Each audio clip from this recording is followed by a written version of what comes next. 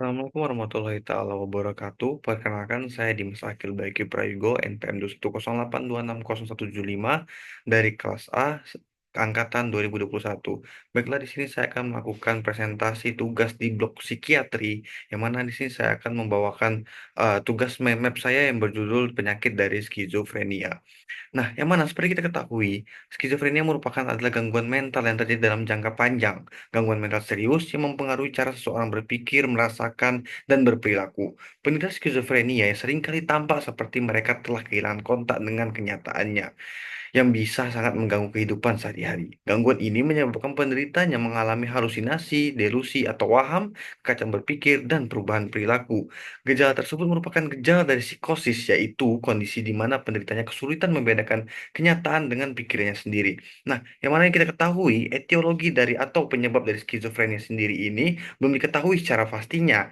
Nah, yang mana skizofrenia ini kemungkinan merupakan suatu kelompok gangguan dengan penyebab yang berbeda.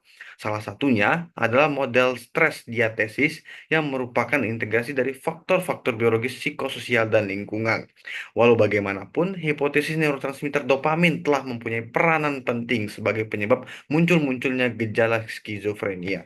Nah, yang mana penyebab dari etiologi tadi ada model diatesis stres, yang mana menurut model diatesis stres yang mengintegrasikan faktor biologis, psikososial, dan lingkungan. Seseorang mungkin memiliki suatu kerentanan spesifik atau diatesis, yang mana ketika dicetuskan oleh suatu keadaan yang mana kan akan menimbulkan perkembangan gejala skizofrenia. Nah, yang mana yang kedua ada penyebab dari skizofrenia itu ada faktor biologi.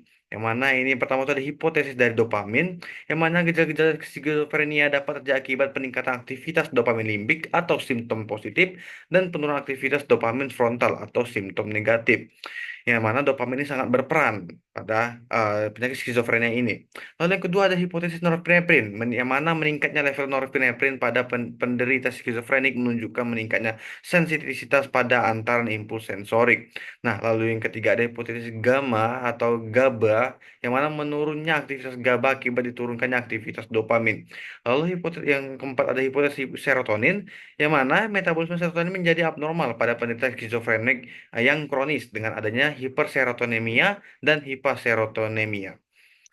Lalu yang terakhir ada hipotesis glutamat, yang mana ini merupakan penurunan fungsi reseptor glutamat tipe dari NMDA yang menyebabkan timbulnya simptom-simptom positif dan negatif didasarkan atas kronis. Penelitian ini didasarkan atas penelitian efek psikotogenik dari antagonis NMDA, yakni phencyclidine dan ketamin atau ketalar. Nah, yang mana ada pun jalur-jalur pathway dari dopamin ini sendiri. Yang pertama itu ada terdapat jalur dopamin nigrostriatal, yang mana jalur ini yang berproyeksi dari substansi nigra menuju basal ganglia dan striatum, yang mana merupakan bagian dari ekstrapiramidal sistem saraf dan berfungsi sebagai kontrol motorik dan pergerakan. Nah, selanjutnya ada jalur dopamin mesolimbik. Nah, yang mana jalur ini berproyeksi dari midbrain ventral tegmental area menuju nukleus accumbens, yang mana bagian dari sistem limbik otak yang mempengaruhi perilaku seperti sensasi kesenangan, euforia yang kuat dari penyalahgunaan obat, delusi, dan halusinasi dari psikosis. Lalu, jalur yang dihubungkan pada dopamin mesolimbik yaitu ada jalur dopamin mesokortikal, yang mana dia berperan dalam gejala kognitif dan mempengaruhi gejala dari skizofrenia. Lalu yang jalur terakhir itu ada jalur dopamin tuberoinfundibular. Nah, yang mana jalur ini dia sangat berperan dari hipotalamus menuju kelenjar hipofisis anterior dan mengontrol sekresi dari prolaktin. Nah, yang mana terdapat skizofrenia ini terdapat gejala-gejalanya, terdapat ada gejala positif, negatif, kognitif, agresif, dan depresi atau cemas. Nah, yang mana gejala positif ini itu seperti waham, halusinasi, distorsi atau berlebihnya bahasa dan pembicaraan, ucapan dan perilaku yang tidak beraturan. Dan juga perilaku katatonik atau agitasi. Lalu pada gejala negatif, afek tumpul, penarik emosi, rapor yang buruk, sifat pasif menarik diri dari kehidupan sosial, gangguan berpikir abstrak, menurunnya sikap spontan, berpikiran yang stereotipi, alogia, polisi, dan sebagainya. Lalu ada gejala kognitif yang mana gangguan kefasihan berbicara, masalah pembelajaran yang berlanjut, dan gangguan fungsi eksekutif, perhatian, konsentrasi, prioritas, dan pengelolaan perilaku dasar dan sosial Lalu ada gejala agresif dan bermusuhan, yang mana ini terang-terangan menunjukkan sikap bermusuhan, seperti mengejek, melukai secara fisik atau verbal, termasuk juga perilaku melukai diri sendiri, seperti membunuh atau membakar atau benda tajam lainnya. Sikap impulsif seperti sexual acting out. Nah, yang terakhir ada gejala depresi atau cemas, yang mana gejala ini muncul mood depresi, mood cemas, perasaan bersalah, ketegangan, iritabilitas, dan kecemasan.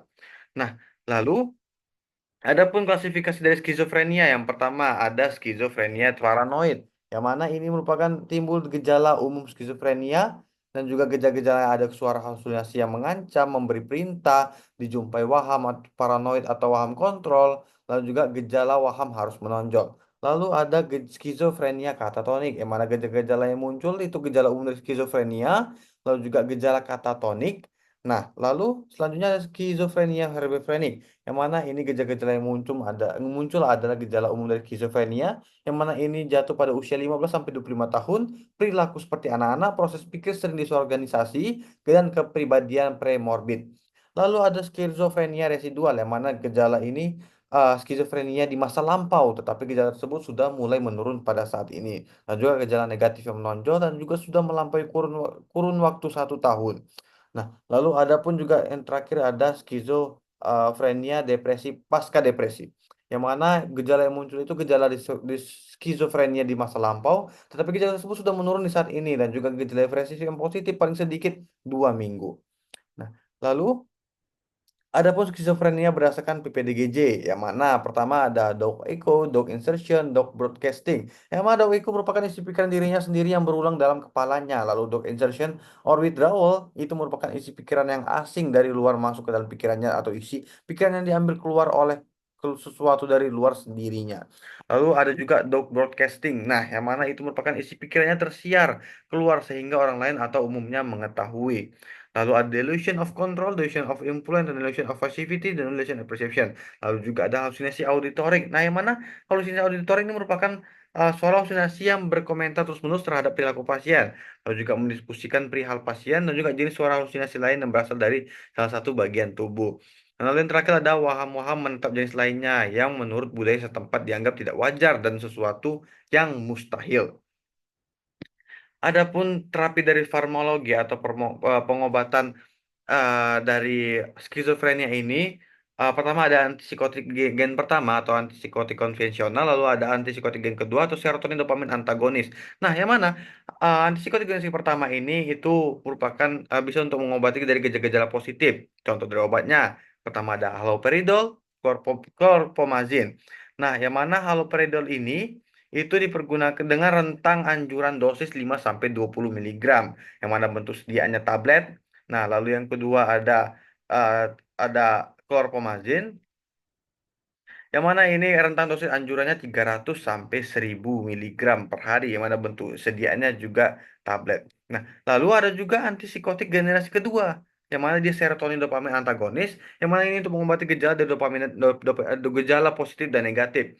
Yang mana obat-obatannya dari risperidon, quetiapin, clozapine, dan aripiprazole, yang mana risperidon ini merupakan dijumpai rentang dosis anjuran 2 sampai 8 miligram dengan bentuk sediaan tablet. Nah, juga ada tadi quetiapin, yang mana rentang dosis anjurannya 300 sampai 800 miligram, dan juga ada juga clozapine, yang mana rentang dosis 150 sampai 100 miligram dengan sediaan tablet juga. Lalu yang terakhir ada aripiprazole, yang mana ini rentang anjuran dosisnya 10 sampai 30 miligram dan bentuk sediaannya tablet. Nah, adapun Pak, adapun farmako, farmako mekanisme dari kerja dari farmakologi ini, yang pertama pada antipsikotik tipikal atau dopamin reseptor antagonis, yang mana itu merupakan generasi pertama dan juga memblok reseptor dopamin D2, efek samping extrapyramidal sindromnya besar, juga efektif untuk mengatasi gejala dari positif. Nah, lalu juga ada antipsikotik atipikal serotonin dopamin dari antagonis, yang mana itu merupakan generasi kedua, memblok reseptor 5-HT2 dan dopamin, efek samping ekstrapiramidal sindromnya lebih kecil dan juga efektif untuk mengatasi gejala baik positif maupun negatif. Yang mana mekanisme kerja dari antipsikotik ini? Itu memodulasi neurotransmitter yang terlibat. Semua antipsikotik berpotensi untuk memblokade reseptor dopamin dan juga dapat memblokade reseptor kolinergik, adrenergik dan juga histamin. Dan juga antipsikotik tipikal ini mekanisme kerjanya juga memblokade dopamin pada reseptor pasca sinaptik neuron di otak dan juga khususnya di sistem limbik dan sistem ekstrapiramidal atau dopamin D2 reseptor antagonis. Yang mana fase-fase terapinya ini terdapat tiga fase, ada fase akut, fase stabilisasi, dan juga fase stabil. Yang mana fase akut ini itu berjalan 4 sampai 8 minggu, sedangkan fase stabilisasi itu paling sedikit 6 bulan, juga fase stabil terdapat tiga serangan. Yang mana serangan pertama 6 bulan sampai 2 tahun, serangan kedua 2 tahun sampai 5 tahun, dan juga serangan ketiga itu seumur hidup. Nah, lalu yang terakhir, adapun prognosis baik dan prognosis buruk dari skizofrenia ini, yang pertama prognosis baiknya, yang mana itu dijumpai onset lambat, faktor pencetus yang jelas, riwayat sosial seksual dan pekerjaan premorbid yang baik, gejala gangguan mood, terutama gangguan depresif, menikah, riwayat keluarga gangguan mood, sistem pendukung yang baik, dan juga gejala yang positif. Lalu ada pun prognosis yang buruk, yang pertama onsetnya muda, tidak ada faktor pencetus, riwayat sosial seksual dan pekerjaan premorbid yang buruk, perilaku menarik diri atau autistik, tidak menikah, bercerai atau janda atau duda, riwayat keluarga skizofrenia, sistem pendukung yang buruk, gejala negatif, tanda dan gejala neurologis, dan juga banyak relapse. Baik, sekian dari presentasi mind map saya. Mohon maaf bila ada salah kata, salah sampai. Saya akhiri. Wabillahi taufiq walhidayah. Wassalamualaikum warahmatullahi taala wabarakatuh. Terima kasih.